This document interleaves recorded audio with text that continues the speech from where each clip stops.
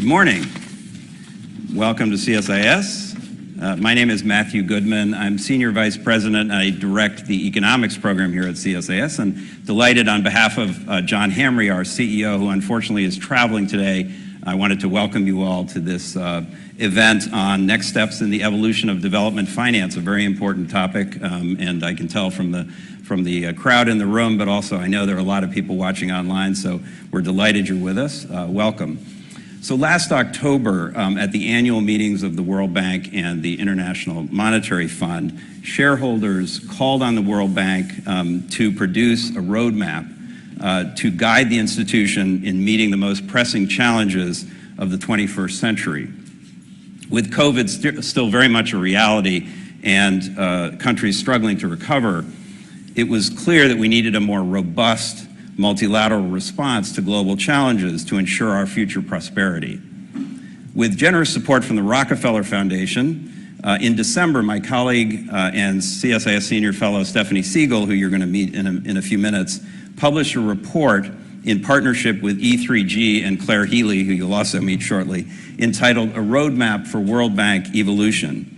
In the report, Stephanie and Claire laid out 6 key recommendations for reform that would equip the bank to meet these challenges. Now that the World Bank Group has published an initial roadmap, we are honored to have a distinguished keynote speaker and panel here to continue this important conversation.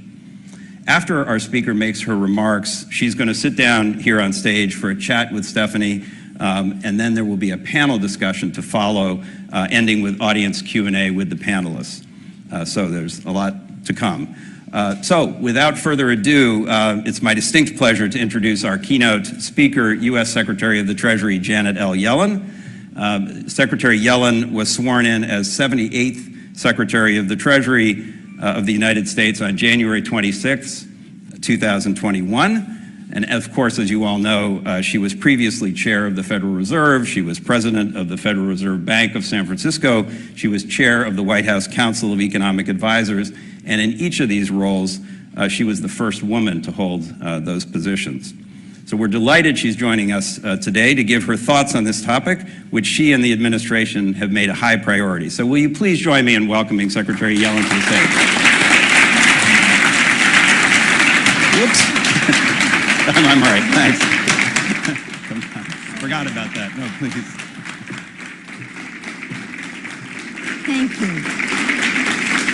Thank you. Thank you so much. Thank you so much, and thank you, Matt, for the introduction. I'm pleased to be here at CSIS with all of you. Last fall, I issued an urgent call ahead of the World Bank and IMF annual meetings for the evolution of the multilateral development bank system. My reasoning was simple. The world has changed, and we need these vital institutions to change along with it. In today's world, it's important that the MDBs make progress on their core mission of poverty reduction and inclusive economic growth. But it's also important that they take decisive action on global challenges like climate change, pandemics, and conflict and fragility. These goals are all essential, and they're closely linked. Since the aftermath of the Second World War, the development banks have played a critical role in alleviating poverty and spurring economic development. They've done so successfully for a broad range of countries, including those facing persistent poverty and those recovering from disaster and conflict. Last month, I visited 3 countries in Africa. I saw firsthand the impact of these banks' direct financing of national development projects. Projects like these have connected millions to electricity and clean water. They've helped farmers get more crops to market, and they've funded the construction of modern roads and bridges. But even before the onset of the COVID pandemic, our tremendous progress on poverty reduction was beginning to lag. In today's world, sustained progress on poverty alleviation and economic development is simply not possible without addressing the global challenges that face us all. The COVID pandemic, for example, led to a rise in extreme poverty for the first time in over 20 years. In Zambia, smallholder farmers told me that extreme weather events like droughts and floods have dampened agricultural yields, exacerbating hunger and food insecurity. Many African leaders have noted to me the impacts of conflict on their economic growth. These effects are not just local to countries in conflict. They spill over to neighboring countries. The costs and benefits of addressing global challenges are diffuse. They don't all accrue to a single country. The MDB's core model involves countries borrowing to make specific investments aimed at addressing development constraints in their own countries. But that model is insufficient to meet the moment. Such a model will always underinvest in addressing global challenges, since the benefits of investments in global challenges stretch far beyond the borders of the country where a given project takes place. The costs of failing to address these global challenges may be spread across the world. Nevertheless, these costs have a serious impact on national and local realities. They are very real for the people who face them. And many times, these are the world's poorest and most vulnerable. That's why I, along with other shareholders, called for an evolution of the development banks last fall. It's time for these banks to address global challenges head-on, with the urgency and scale that is required. We've begun the evolution of the World Bank. Next, we expect to take this agenda to the regional development banks. Let me speak specifically about our work on the World Bank. We're focused on evolving its vision, incentives, operating model, and financial capacity. First, the bank needs to expand its vision to include addressing global challenges as an integral part of achieving its twin goals: poverty reduction and shared prosperity. And let me be clear, this does not mean shifting the bank away from its traditional work. It means expanding the work of the bank to better include addressing global challenges. These challenges are intertwined with alleviating poverty and supporting inclusive and sustainable development. Second, the bank must create the right incentives for countries to tackle global challenges. That includes lowering investment costs to make these types of projects more economically viable. And my view is that since the global community benefits from these investments, the global community should help bear their cost. For example, we're asking the bank to identify concessional resources available to countries to tackle global challenges. These resources could incentivize the decommissioning of coal plants and protect displaced workers during a clean energy transition. They could enhance health systems to mitigate the spread of disease, or they could support basic services for refugees and their host communities. The World Bank will also need to develop diagnostic tools to help countries understand how global challenges affect their development. This will help guide project and financing decisions. Third, the bank must be bolder and more imaginative in its operational approach. For example, we know that subnational entities can sometimes have greater expertise and willingness to implement innovative projects. So what if we made it easier for cities to gain access to funding for climate-smart urban infrastructure? Operationally, we believe it's also important for the bank to develop new measures of success, such as clear targets that reflect its efforts to address both traditional goals as well as global challenges. Finally, the bank must boost its financial capacity by responsibly stretching its existing financial resources. Last year's G20 report on development banks' capital adequacy frameworks provides a solid blueprint for this exercise. The United States is strongly supportive of exploring and implementing a range of the report's recommendations, and doing so quickly. Promising ideas for exploration include increased securitization of private sector portfolios or piloting the issuance of subordinated debt instruments to boost headroom. Just as important as additional financial capacity for the bank is stronger mobilization of private capital and domestic resources.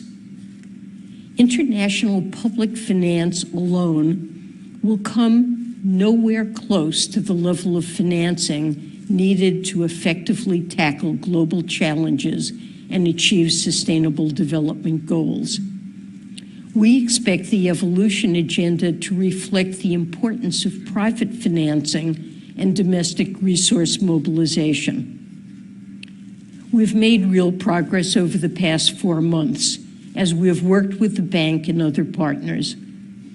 We've built a robust and growing coalition of borrowing and borrower countries that are pressing for the bank to evolve.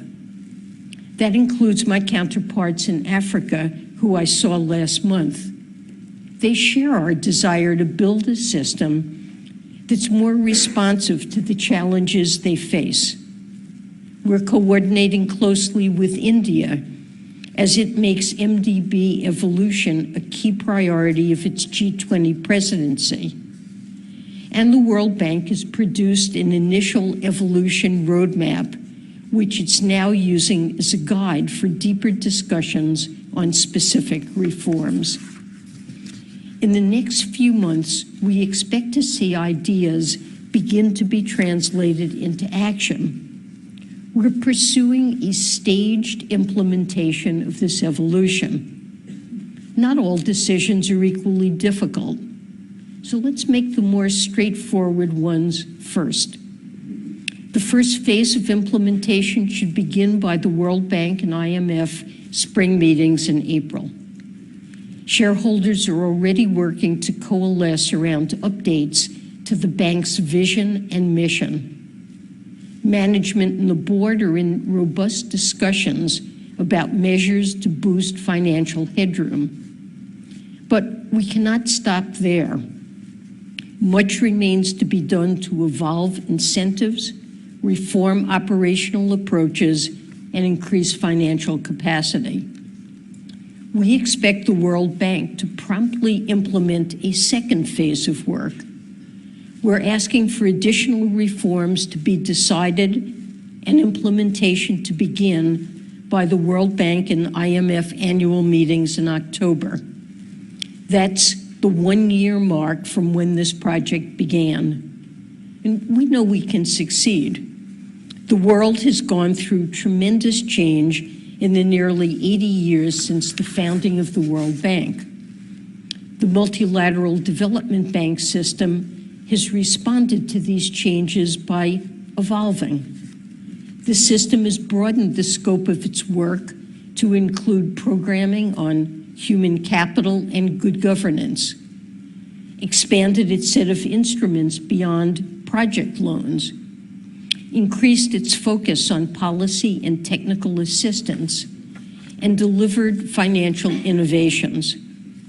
The MDBs are a powerful pillar of a broader financial architecture that should be deployed to address 21st century development challenges. But this requires a 21st century strategy.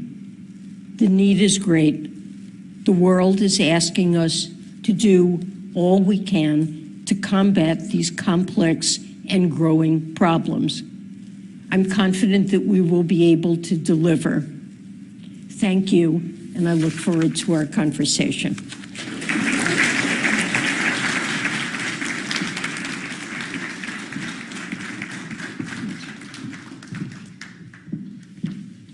Madam Secretary, thank you very much for those remarks. Thank you for joining this group today. Thanks to all of you for being here to hear what I think is a very important speech. I know you have a hard stop at noon, which means we've got 10 minutes or so to dig in a little bit deeper. I just want to comment first on how you connected some of these global challenges to development issues in individual countries. And some of those development issues actually have wide-ranging implications, including with regard to national security, which is something across our programs here at CSIS we're very much focused on. So I think drawing that linkage in itself is actually helpful to advancing this conversation and the reform agenda. I want to follow up specifically on what you mentioned about your trip to Africa, because it is essential, as you've acknowledged, that it's not just the donor countries, but also the borrowers that are listened to and kind of heard as far as what they hope to get out of this reform. So if you could tell us a little bit more about what you heard. I think you were in Zambia, Senegal. Senegal, and South Africa. Yes, well, let me say, during the trip, what I really heard about was global challenges that are impeding progress on poverty reduction, or more recently, we've seen actual reversals and setbacks. The pandemic, first of all, led to the first rise we have seen in extreme poverty in 20 years. Climate change is negatively impacting agricultural productivity, and we're seeing an increase in hunger and food security, and clearly the effects of fragility and conflict are critical problems and spilling across borders. When I was in Zambia, we visited some smallhold farmers, and I met with a group of women who discussed the impact they've seen of climate change on their farms, on their livelihoods, and they talked about the problems that they're facing and the disruptions that are caused by climate change. And this is something that's with us today. It's not a future threat that looms on the horizon. It's now. We talked with many government officials about what they're looking for in a reform of the World Bank and the MDB system. And what they want is agility, and they want scale, and they want institutions that are responsive to their needs. They want their national priorities to be understood and for programs to address them. And they clearly want help in meeting the Sustainable Development Goals. But they also understand that global challenges I mentioned, climate change, health security, pandemics, fragility, and conflict, that these developments are interlinked with their progress in meeting Sustainable Development Goals. And they're really not going to make the progress they want unless these global challenges are also addressed. So they're interlinked and mutually reinforcing. And they understand that that is the core of the MDB evolution effort, that they need to look to the World Bank and the MDBs to address both. Now, importantly, they don't want to see global challenges addressed at the expense of poverty reduction and sustainable development goals. They made clear it can't simply be a shift in emphasis away from but that we need to look to the MDBs to do more, to continue poverty reduction, but also to address the sustainable development goals. And, as I mentioned in my speech, and,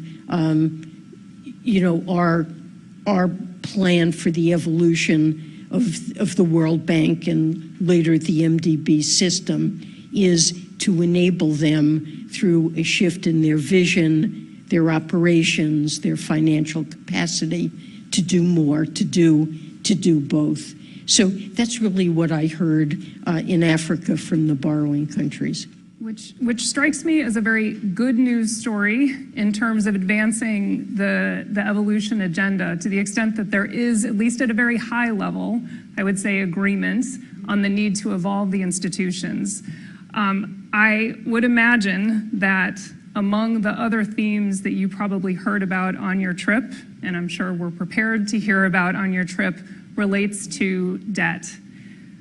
We're talking a bit about the financing capacity of the institutions, but the flip side of that is the absorptive capacity of countries. And many of the countries that are in need of development investment are also constrained by very high debt burdens. So I'm interested how that issue came up, and there have even been recent developments on that front I saw a headline 2 days ago on Paris Club pressuring China to join Sri Lanka debt relief. So anything that you can share with what you heard, and if you kind of can agree, or if anything about that headline resonates with as far as what China's role might be in helping to address these debt issues. Well, debt is a huge issue. Debt overhangs, huge issue for many African countries, and especially Zambia that we visited.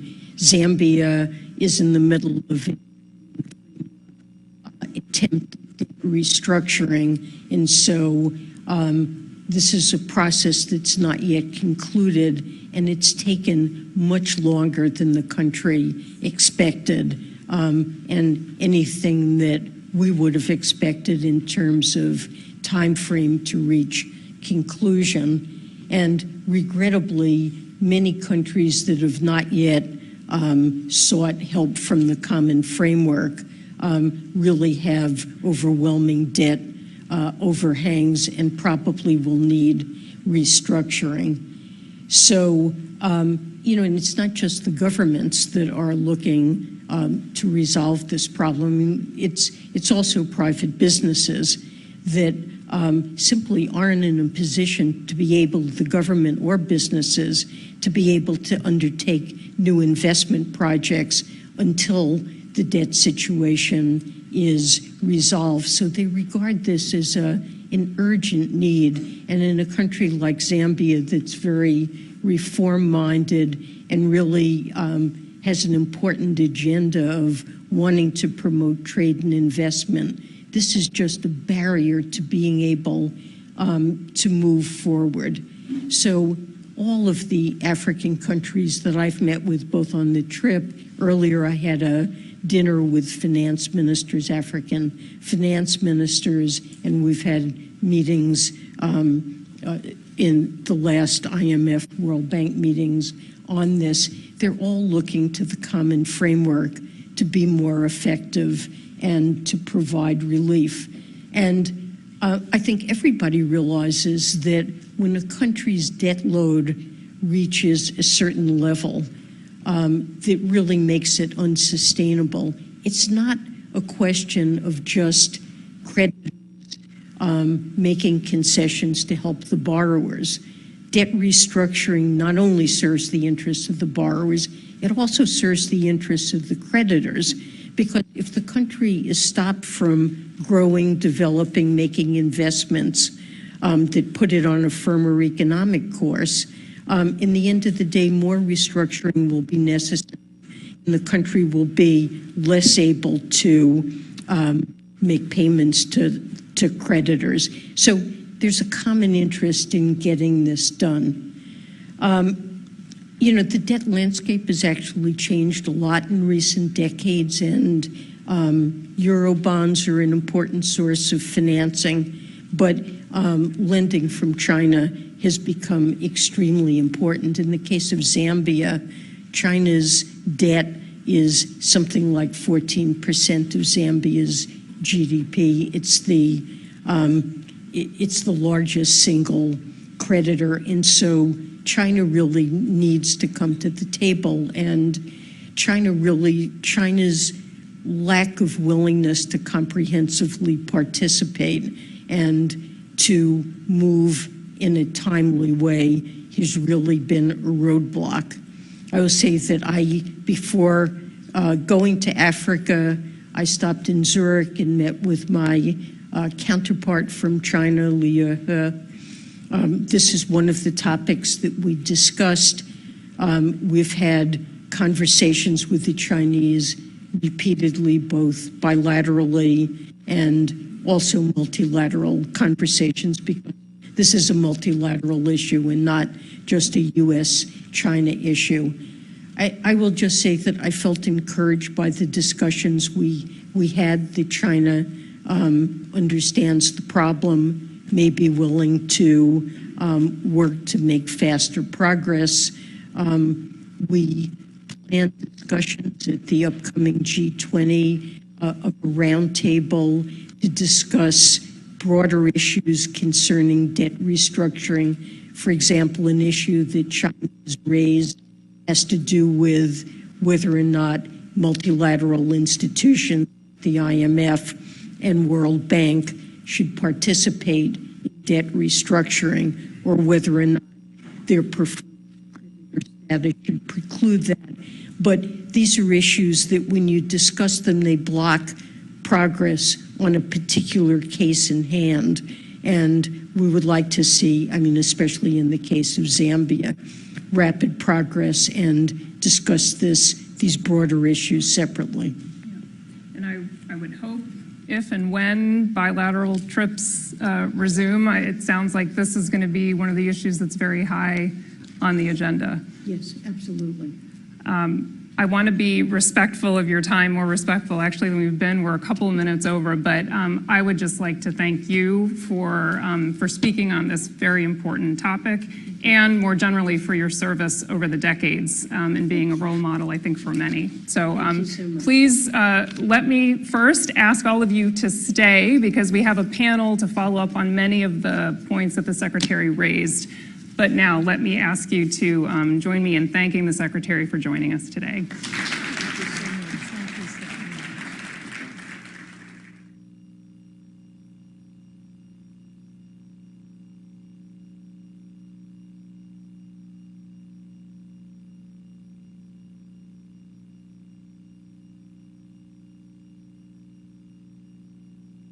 It should take about a minute. So while we're doing that, I'm actually going to borrow her step stool. I will take advantage of this time to introduce our panel. And actually, let me confirm, we're going to go ahead and reset the stage now. Yeah? All right. The panel discussion here, I think the Secretary actually laid out quite nicely the issues and the areas of focus. I just want to go back and be clear about what she focused on, because she's focusing up here, and with our panel, we're actually going to delve into some of the issues in more specificity. But she focused on vision, incentives, operating model, and financial capacity. And I have an absolutely stellar panel to help me delve into those issues in a little bit more detail. I'm going to introduce them here and then invite them up on stage once we're reset. But let me start with Claire Healy, Director of the Washington, D.C. Office of E3G, and she's also a co-author of the Roadmap for World Bank Evolution, which we partnered on. Part of Claire's responsibility is working with the UK, EU, US, and other allies and partners promoting cooperative geopolitics and concrete initiatives.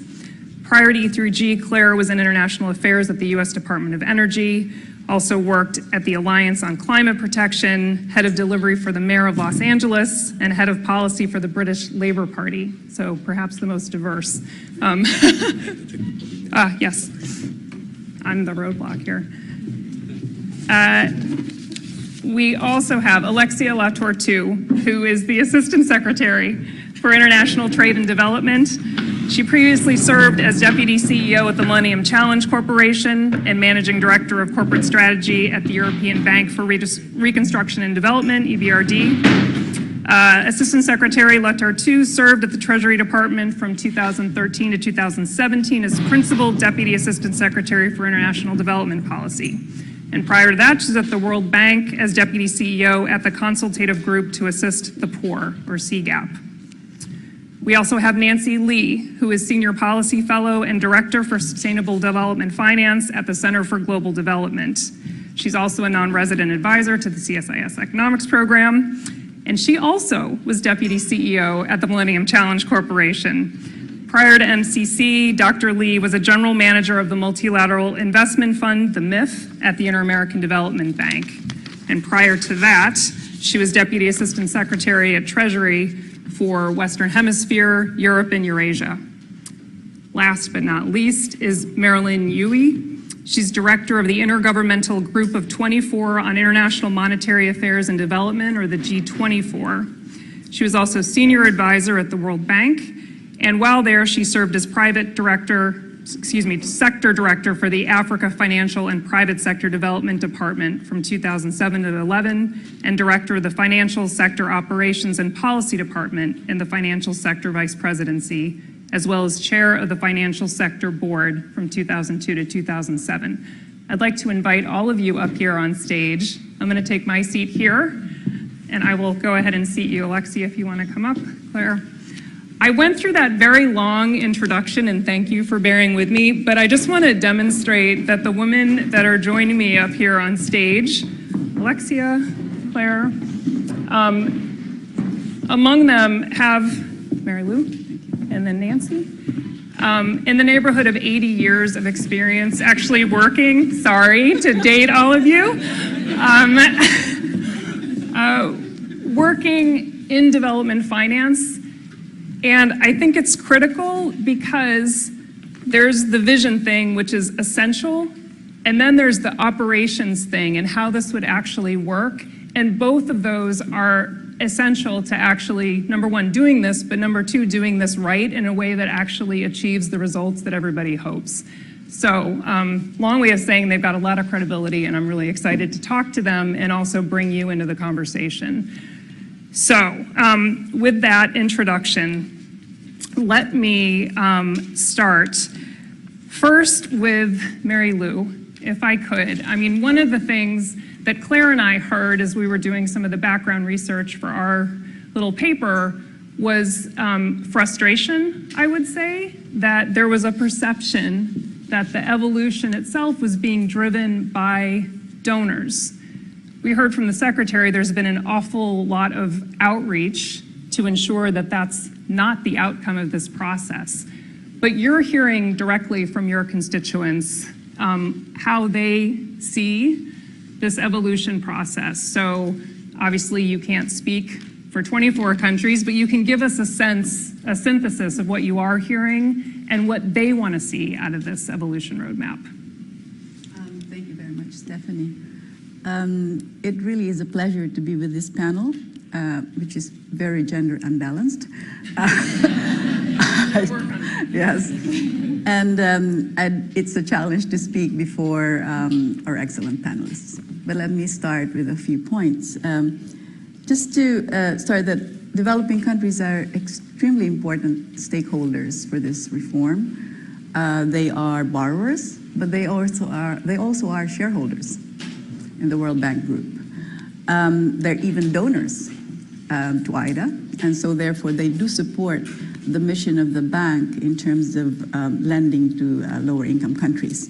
So all these suggest that developing countries are an important constituency and one with a large stake in this reform process, on the outcome of this evolution process. So obviously they all are expressing diverse views. This is not a homogeneous group. And so therefore, for today, I will simply outline three common concerns. So let's start with the first one, and I believe the Secretary Yellen's remarks touched on this quite explicitly, which is that some certainty or some notion of how far the financial capacity of the World Bank Group can actually be expanded to support a broader agenda that is outlined. And this is why it's important at the country level. And I'm very happy that Secretary Yellen took a country perspective in her remarks. So from a country level, policymakers are dealing with fiscal space. No? Very limited fiscal space, even more limited than 3 years ago. But they are confronting much more difficult challenges than, let's say, a few years ago. You'll have the setbacks from the pandemic. You have fiscal drain because of the response to the pandemic. And the impact of, let's say, climate disasters have been quite extreme in the past few years. So you have this combination of forces that they're responding to and a fiscal space that may simply not be sufficient to do that, to meet the challenges. And if the World Bank Group, which is a very important partner for many of the developing countries, will want to support a broader agenda with the same financial capacity, the trade-offs are quite severe. And the fear is that some of the national priorities that are, let's say, priorities of a country will have reduced resources or not be supported at all. And that's a very simple perspective from a policymaker's point of view. So some certainty, the ask is some certainty on how much that financial capacity can actually be expanded through the measures proposed by the G20 expert panel on the capital adequacy ratio, how much can be expected, and if the expectations will fall short of, well, if the projections will fall short of expectations, what would be the appetite of shareholders to explore other options? And of course, the one big area is, will they be willing to actually go through another capital increase? So that's one. Now, the other financing, other aspect of financing is concessional financing, and the roadmap makes it clear that that's an important part of the solution. So there, it would be useful to look at various levels of finance or various depth of concessionality. It's not one single term for concessional lending. So, including grants, and what might be appropriate, for example, to support global public goods. So, and the secondly, of course, is a lot of existing concessional resources are actually aimed at certain needs, for example, low-income countries. And so one is looking at additionality, not for anything else, but to protect what is actually now devoted to lending for lower income countries, for example. So now on the second point is on adaptation, climate adaptation. Now, the World Bank's 2022 report dramatically demonstrates how adaptation and loss and damage really have dramatic effects or dramatic impact on development prospects. And I'm very happy that Secretary Yellen actually pointed that out from a country perspective. So, climate vulnerable V20 countries, for example, estimated that in the past 20 decades, they lost 20% of their wealth and 1 percentage point of annual GDP growth per year in the past 2 decades. So there are dramatic evidence of the impact of climate change, which is not future, but now. And on top of it, that if one doesn't do anything, it will further harm future development prospects. And yet, despite this evidence, adaptation is severely underfunded globally. Now, the third point is, and the last point, I promise, is country ownership and the importance of a World Bank Group operational model that actually delivers on development impact. So those two together. And for policies to happen, country ownership has got to be there. And so the country-based model of the World Bank Group is a great strength for that because it can deliver tailored solutions, it can maintain long-term consultations. So building on that, an important part of the evolution process.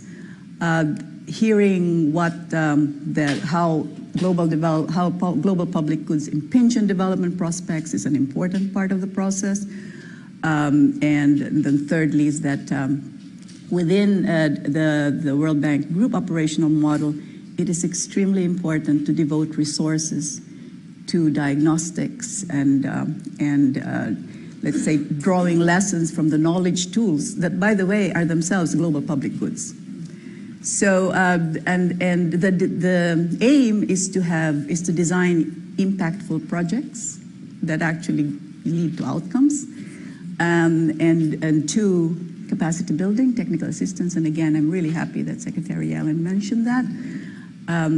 It's knowledge is shared, knowledge is then acquired and then implemented.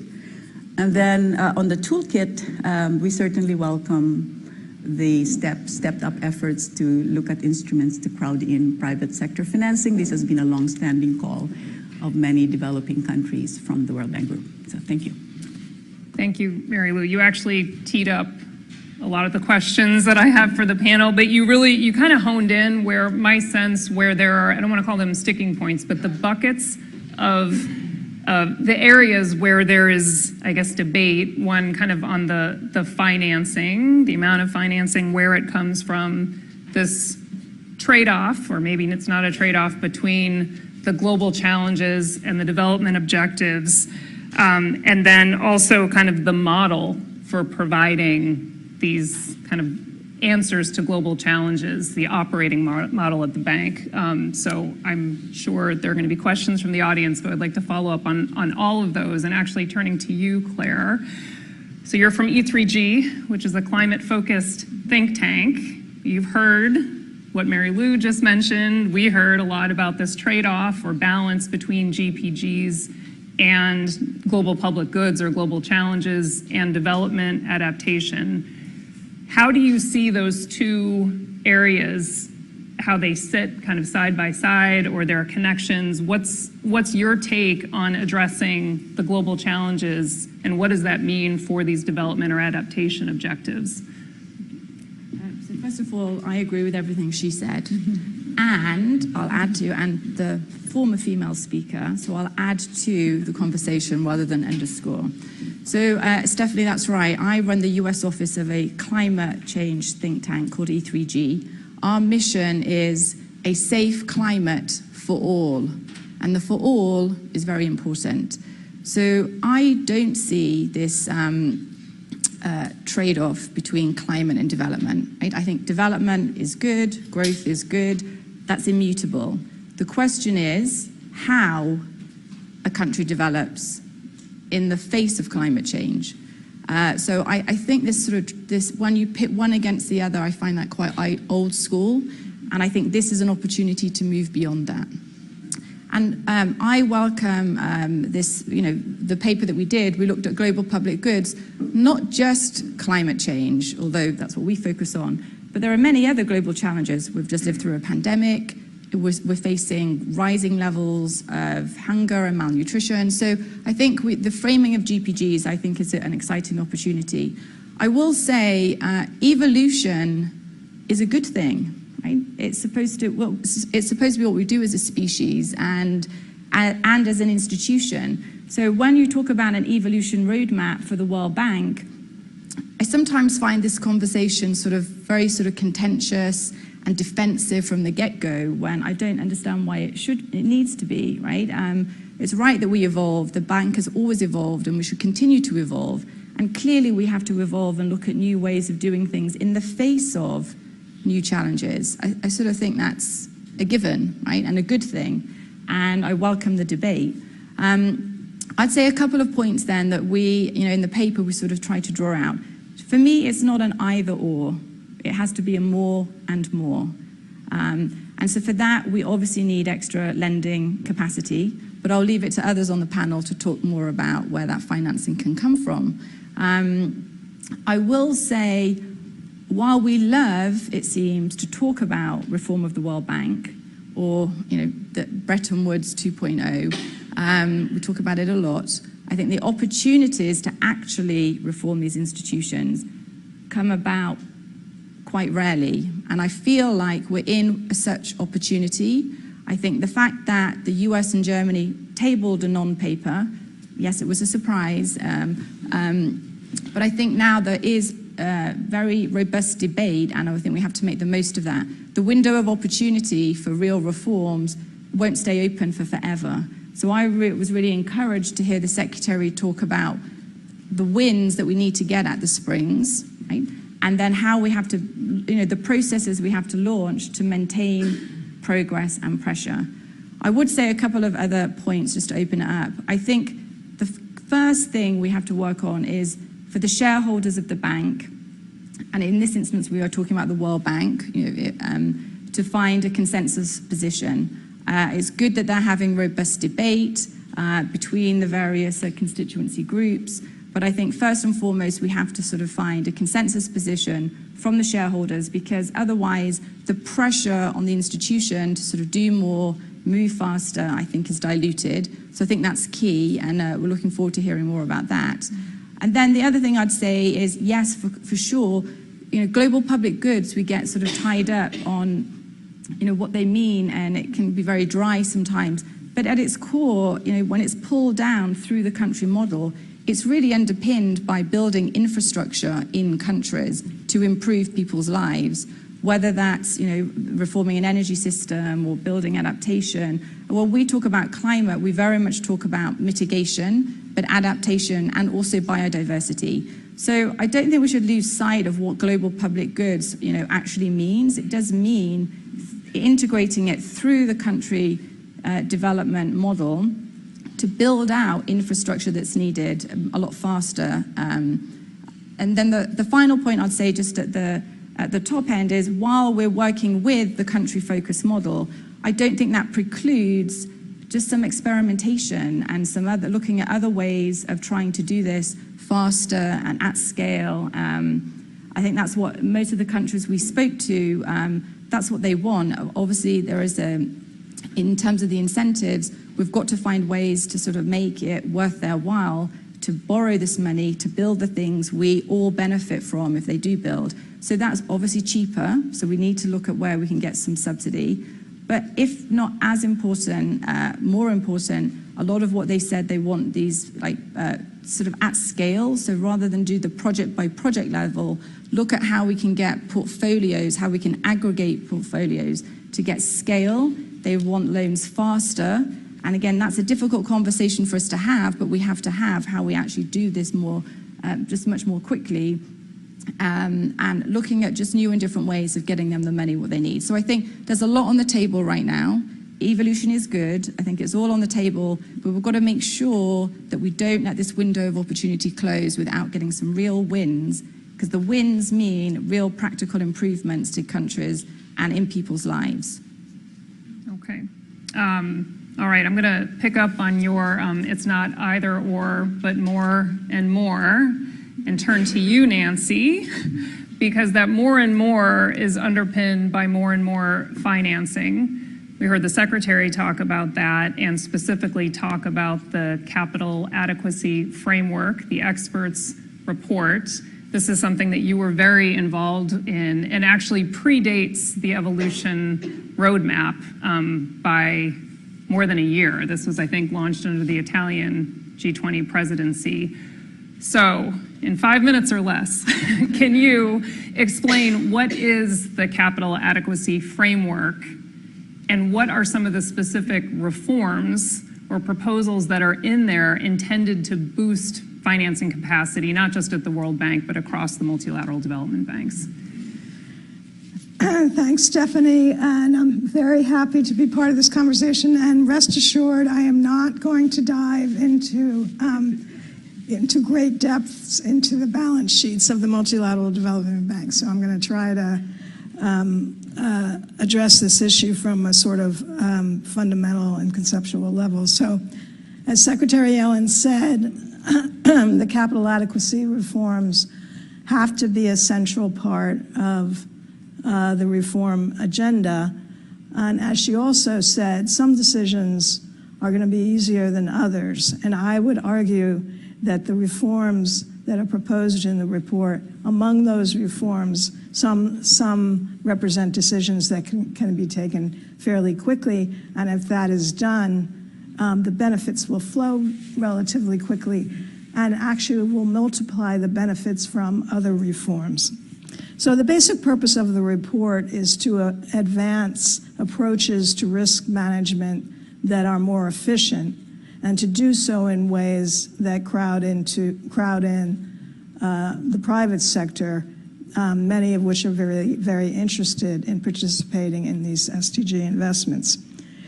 So for any bank, efficient use of capital is as important as prudential use of capital. So this is really not a radical idea, but for private banks, the market enforces efficiency. For public banks, public shareholders and management have to play that role as good stewards of what is, after all, public money. But the system has settled into a suboptimal equilibrium where there is underutilized capital. That was really the fundamental conclusion of the expert panel on which I served.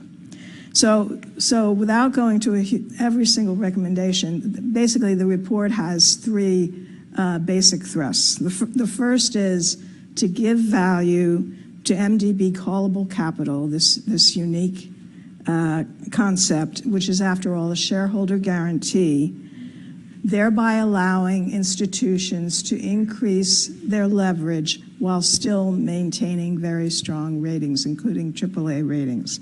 So that's number one. The next bucket is to essentially allow private investors opportunities to invest at the portfolio level in MDB portfolios, along with perhaps interested governments, through issuance of hybrid capital, which the Secretary mentioned, and large-scale risk transfers. And the third is basically to help credit rating agencies and the private sector more accurately assess MDB risk and MDB risk-adjusted returns by releasing more data on MDB credit performance, because after all, there is actually a data set to which 24 institutions contribute, which has more than 3 decades of credit data. It's probably the largest credit database that we have, that shows exactly what the probabilities of default and the expected losses are. So using that database is, I think, among those decisions which can be taken fairly quickly.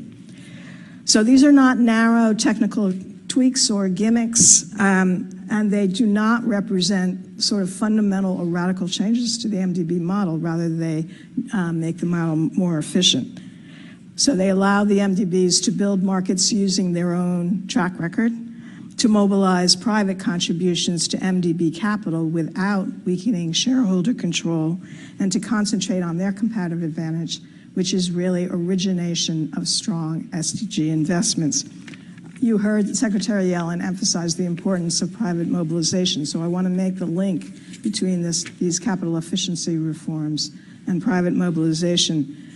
You know, to date, most MDB efforts in mobilization are really at the transaction level, and their results, I think by general consensus, are too limited, even when they're using concessional finance to share some of the risks. So I would suggest that it would be better to concentrate that scarce concessional finance at the early stage project origination phase to help projects get to profitability, and then once the projects are performing, to offer ways to offload that risk to interested private sector entities like insurers or securitizers.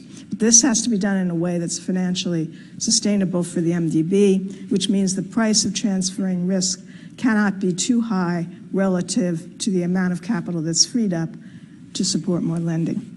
And this is another key reason that if there were more transparency on MDB track records, that those risk premia would be driven down. I'm stressing this because I'm hoping that among the areas where, as the Secretary said, some decision-making is easier than others, shareholders will be particularly resolute in expecting some action this year. So let me make two last points on the broader reform context. First, this is quite a feasible list, at least on the innovation side, to be in the early tranche of MDB decision-making and action. All of the measures, the innovations we proposed are flexible and adaptable to the particular circumstances of the MDBs. They are not expensive to implement. They don't require changes in the MDB Articles of Agreement. They do not change MDB shareholding structures or governance, and they all have been piloted already by one or more institutions. And I want to call out in particular the African Development Bank, which has led both in hybrid capital issuance and in risk transfers of both the sovereign and non-sovereign parts of its portfolio. And the last thing I wanted to say is that let us not be trapped into a false choice between pursuing general capital increases and capital adequacy reforms. The two are not alternatives, they are complementary. And actually, it's kind of hard to make the case for more capital unless there is a clear consensus and basis to conclude that the existing capital is used efficiently. Or to put it more positively, additional capital would yield much greater benefits if deployed in concert with these capital adequacy reforms. Thanks. Thank you, Nancy. Yeah, I mean, and to be clear, just to give folks kind of a sense for the magnitude in the CAF proposals, we're talking tens, if not hundreds of billions somewhere. It's right. It depends on who adopts what and in what institution, but tens of billions, we're safe in saying we're talking tens of billions and up. Yeah, I mean, what we said in the report, and we said this after a lot of discussion within the panel, because we were very careful not to overstate the potential here, is that these reforms taken together and pursued across the system, with some variation across the institutions, obviously, could generate hundreds of billions of dollars of additional lending capacity. And, you know, if you want to think about that in sort of more concrete terms, you could look at the total amount of paid-in equity in the system, which is something like $500 billion. So now we're talking about a range of MDBs.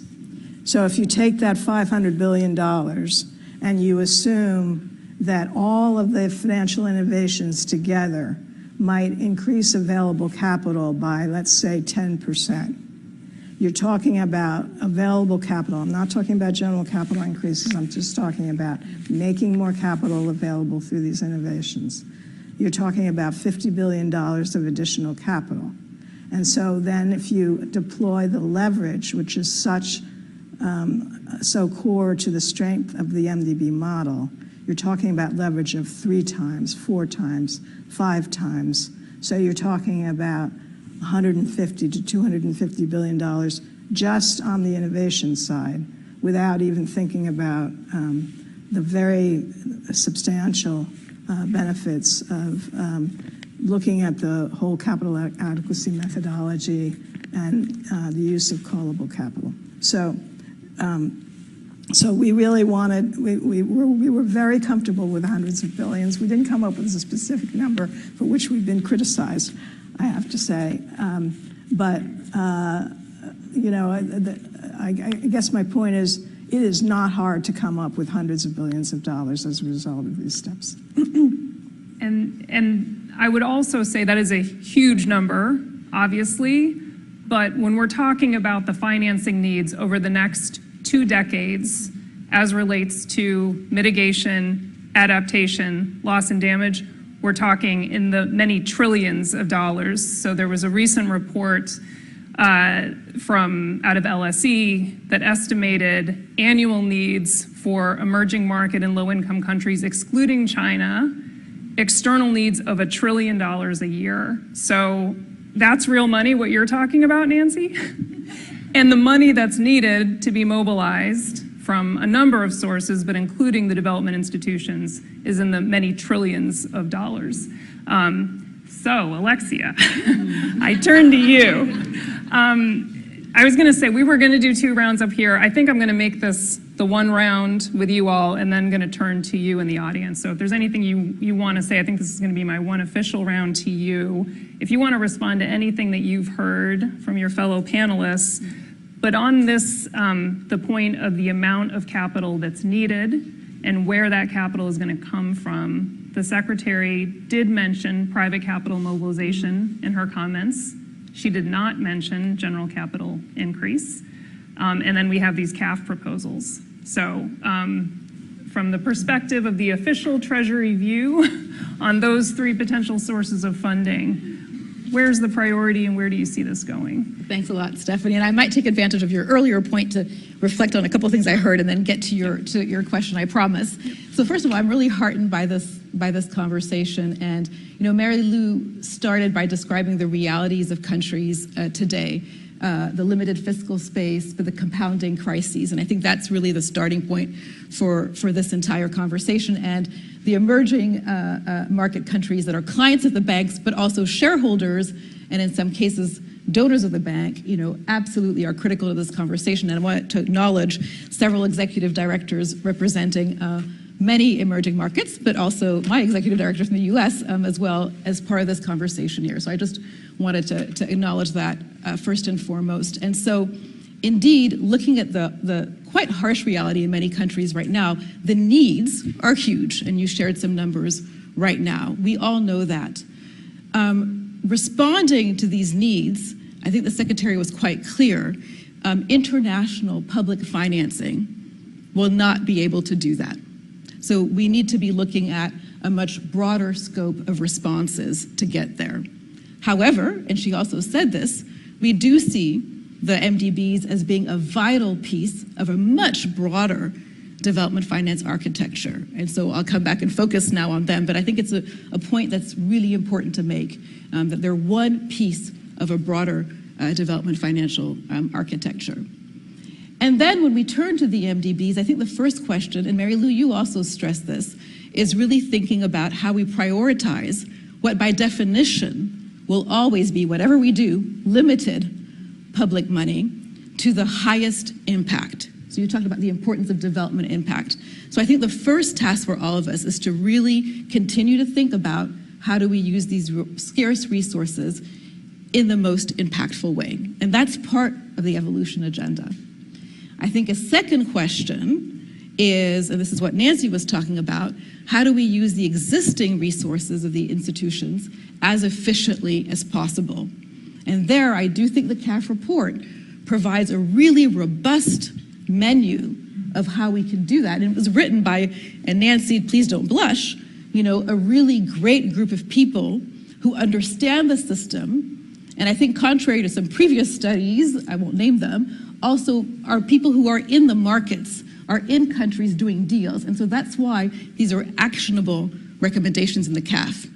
And so focusing resources to the highest development impact, using existing resources the most efficiently, are the first 2 steps to try and answer your question more directly, Stephanie. That's a prerequisite in our minds to thinking about putting new resources on the table.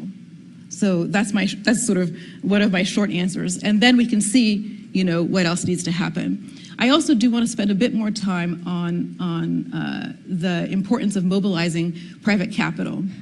And again, it's not a new ask of MDBs, but I think there's an opportunity now to really ask the MDBs, including the World Bank, to be much more deliberate and ambitious about what it will take to leverage the very broad pools of private capital, increasing a subset of that pool that is specifically now in more serious ways interested in ESG investments, into the economic, social, and environmental outcomes that we care about. It's tough. We're seeing private capital leave emerging markets. So I think our eyes have to be wide open in the current environment. If you see, interest rates where they are, it's telling private capital you need to go to Mali, telling private capital you need to go, to Colombia. It's not easy. And then it's not easy in some of the sectors that we care about. It's easier, for example, in information technology than it is in wastewater sanitation. But the banks, I think, really can help these flows happen.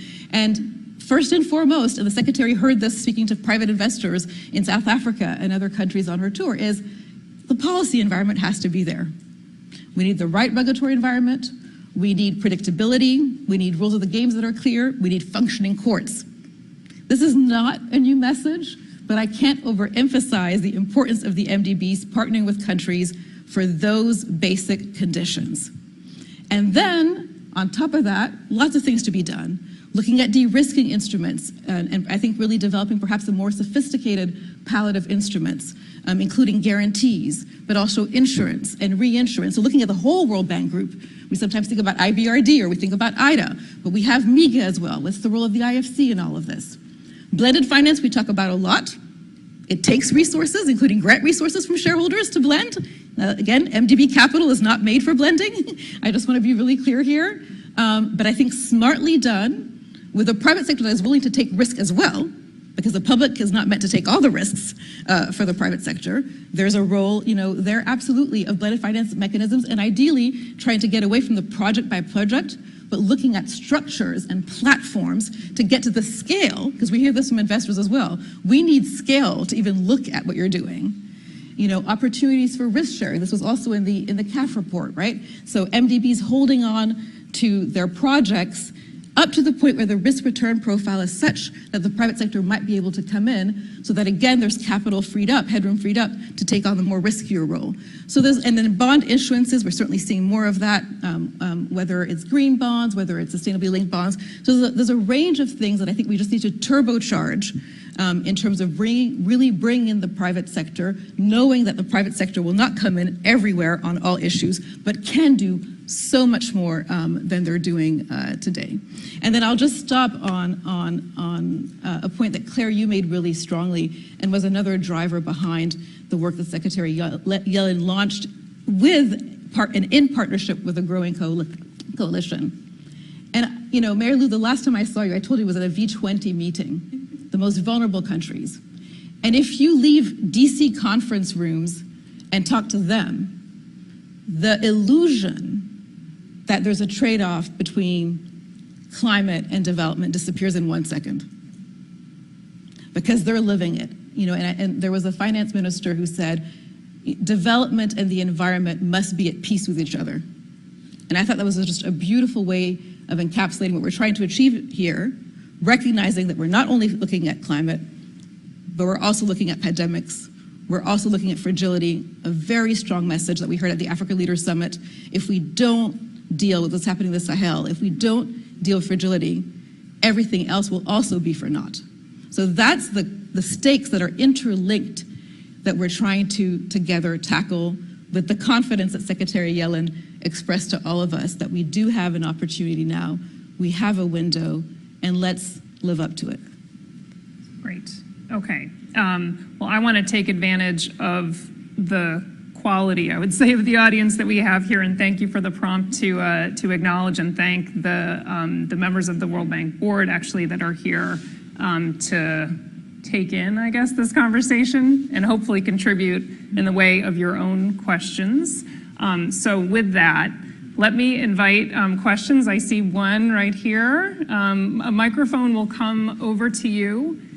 If you could please introduce yourself and also be brief, because technically we've got 2 minutes, but I think we're going to extend our program by a few minutes to give time for questions. Brief is my middle name. You all know me well enough to know that's not true, but I will do my best. I'm Joanna Veltri from the International Fund for Agricultural Development. I couldn't be happier than to see this awesome, esteemed panel today, and I want to thank all of you for everything you've said. IFAD is not an institution that, for better or for worse, has callable capital, so I'll be interested to have a follow-up conversation about that. But mostly what I wanted to focus my question around is this idea that climate, fragility, and food security are so intricately linked in a way that's sort of a dual causality kind of relationship. And I think, we have been increasingly hearing, as I know you know, Alexia, from leaders in sub-Saharan Africa, that food security is national security. We take that to heart.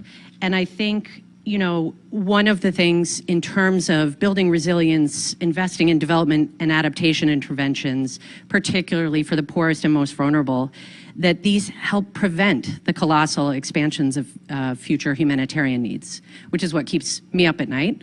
I think, the emphasis on domestic revenue mobilization is great. The emphasis on private sector, we need all of that.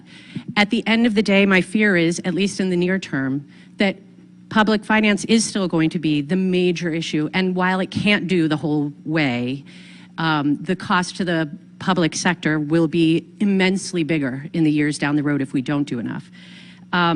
So I wanted to ask about that. And yes, just that one question, just anticipating that there will be a few others from the audience. And why don't we collect a few? So there's the question on food security and financing for that. This gentleman here. Thank you so much. My name is Son Elbeck. I'm from JP Morgan. I'm the formerly treasurer of Inter-American Development Bank and Asian Infrastructure Investment Bank as well. I'm particularly interested in the comment you made, Nancy, about the callable capital in development banks. For decades, the institution MDBs have been marketing to bond investors that the callable capital is the ultimate backstop for their bond issuance programs, meaning that if they actually can't repay their debts, there is the callable capital that is there for that. Shifting it to now be used for leverage in the lending program could potentially undermine that backstop and therefore the ratings of these institutions.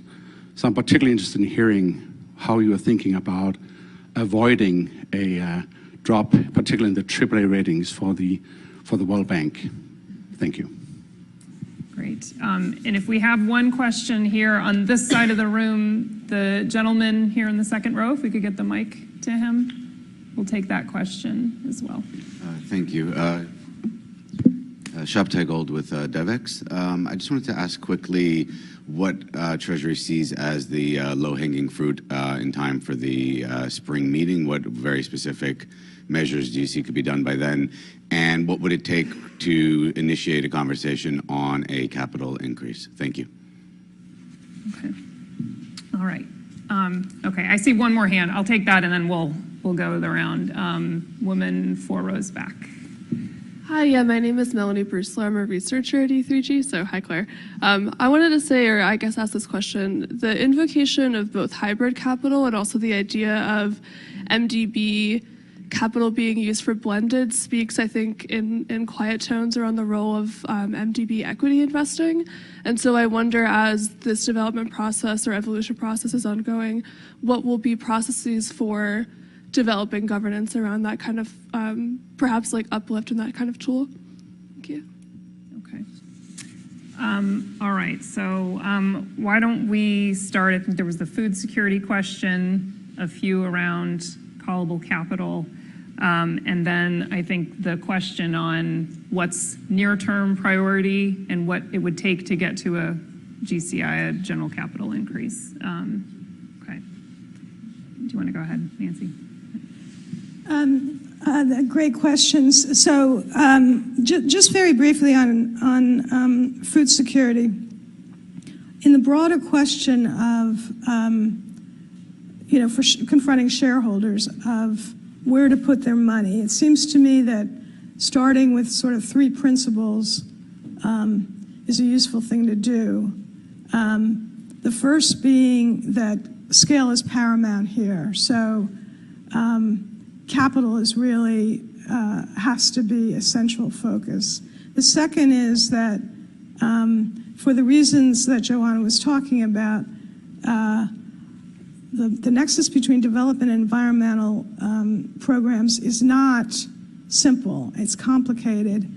So if you're thinking about a sort of creating more vertical funds for climate, I don't think that's the way to go, because the measure of success is not as simple as immunizations and health therapies. You need something like an MDB, which has the capacity to invest with these multiple lenses, so for a small scale farmer, it's got to be sustainability as well as productivity, as well as, market access. So, and the third principle is the one that the Secretary was talking about, which is, let's think of concessional finance now, not only in terms of country income level, but in terms of incentivizing things that have real externalities. So all that to me points to the MDB system, which is why I think this conversation is so important. So on callable capital and hybrid capital. So the idea essentially for callable capital is that guarantee has value. So callable capital is this essentially a guarantee on the part of shareholders to come to the rescue of an MDB which is at risk of defaulting on its bonds. It's particularly on bonds. So the idea is not to quantify some aspect of callable capital and add it to leverage ratios. The idea is to say, look, any financial institution needs to, it has anticipated losses, unanticipated losses, and then risks. So anticipated losses you cover with provisioning, unanticipated losses you cover with capital, and then you have you're on the tail somewhere and you've got some risk. For AAA rated institutions, you're way out on the tail. So what callable capital does is allow you to come a little bit in on the tail and take a little bit more risk than you otherwise would have because you have this guarantee, and that would reflect itself in leverage ratios. So that's the way we thought about callable capital. And that's really exactly how the credit rating agencies think about callable capital. And for hybrid capital, this is a potentially extremely powerful opportunity for the institutions. So this hybrid instruments, which has some of the characteristics of a bond and some of the characteristics of equity, but the important point is it can be leveraged. So if you offer these instruments to large institutional investors who want SDG, to increase the SDG shares of their portfolio, they can invest in these assets just as they now buy MDB bonds. So this is giving them another asset, but this asset has more power in terms of increasing the lending capacity. And once again, I have to say, this is already being done by the African Development Bank. They have designed an instrument, and they've consulted with the credit rating agencies and asked the credit rating agencies whether it would in fact be treated as equity, and the credit rating agencies say yes, a substantial share of these issuances would be equity. So this instrument is used all the time in the commercial world. So let's use it in the MDBs where it can be used for SDG investments. Okay. Thank you for the comprehensive answer, I think, to all the questions that were asked. I want to go to the question from DevEx and actually use that question as a way of closing out the panel. The question was, I think, what is hoped to be achieved in the near term, also potentially leading to a GCI, but what are the near-term hopes? And if I could be even more specific in building on what the Secretary had mentioned, what would you hope to achieve in the evolution roadmap by the spring meetings, and then what by the annual meetings? And with that, we'll close us out. Alexia. Great, thanks for that question. So I think by the spring meetings, there are a couple of things that we want to achieve.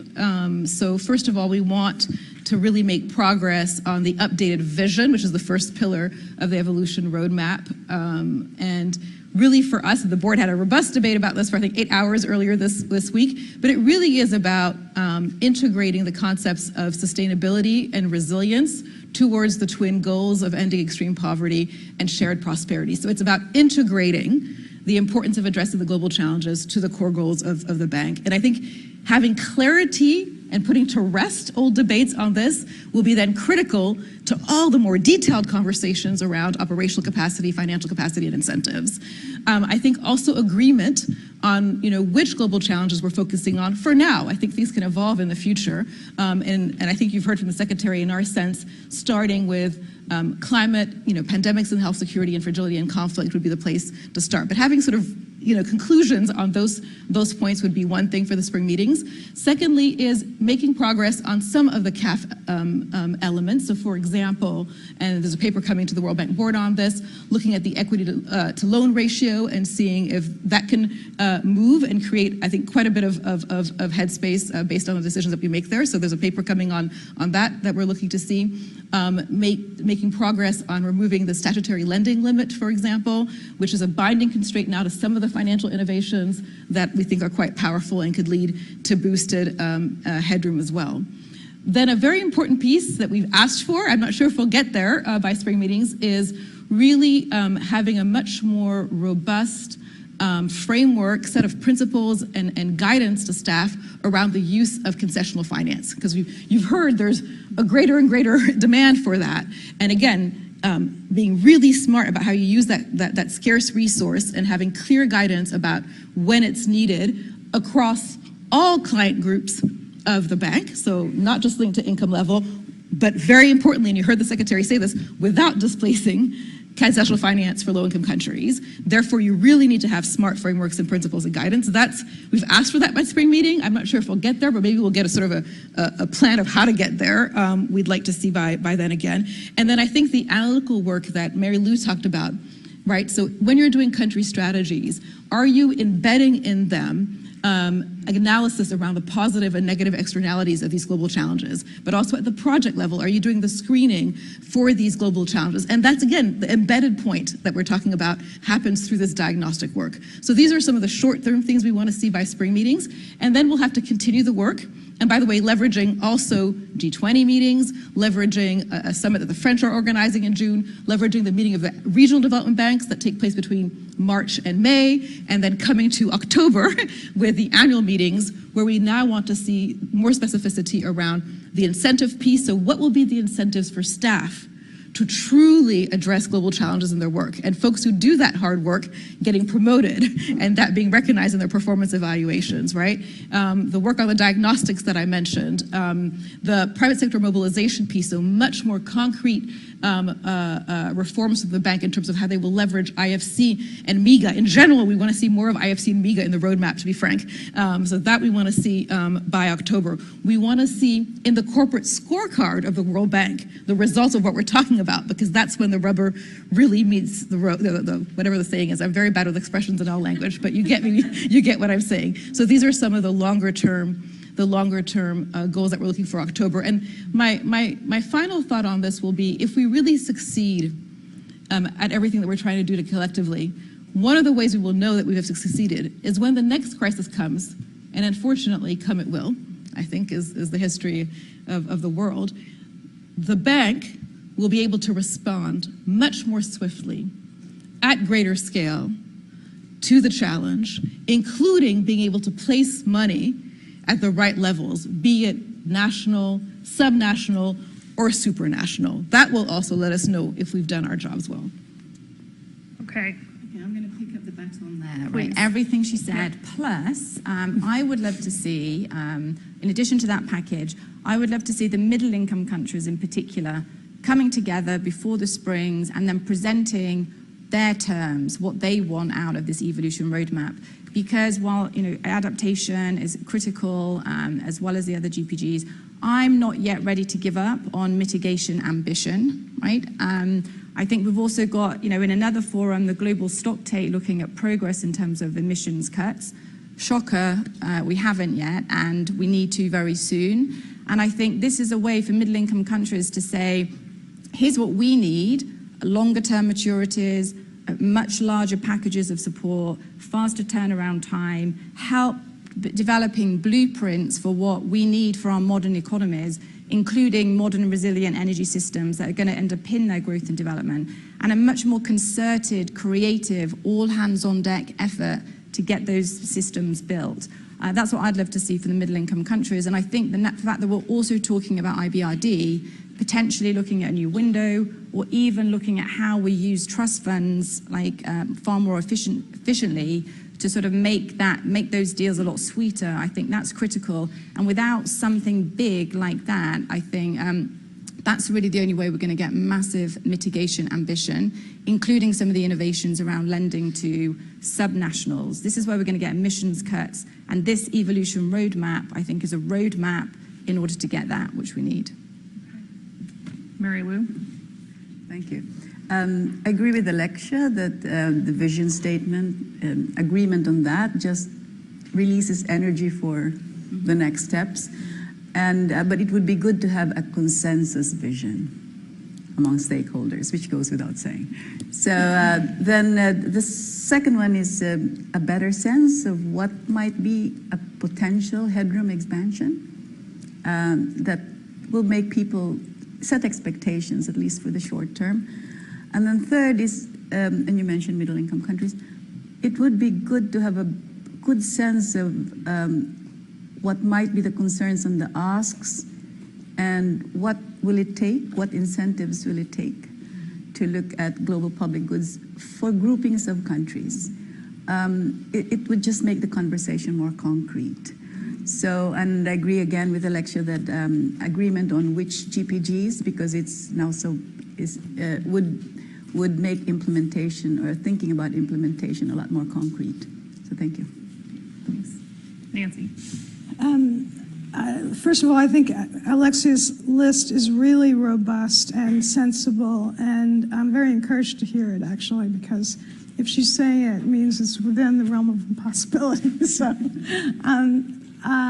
but I'd like to stress 2 points that maybe are part of what you said. One is that as we're talking about all this additional finance, we really have to be talking about how we measure success. And there really has to be more of a focus on having the MDBs come together around a set of impact targets and impact monitoring. And impact here doesn't just mean volume of finance, or it doesn't mean volume of finance. It means actual outputs and outcomes. And so it's going to be hard to convince the shareholders to come forward and do these politically difficult things without those.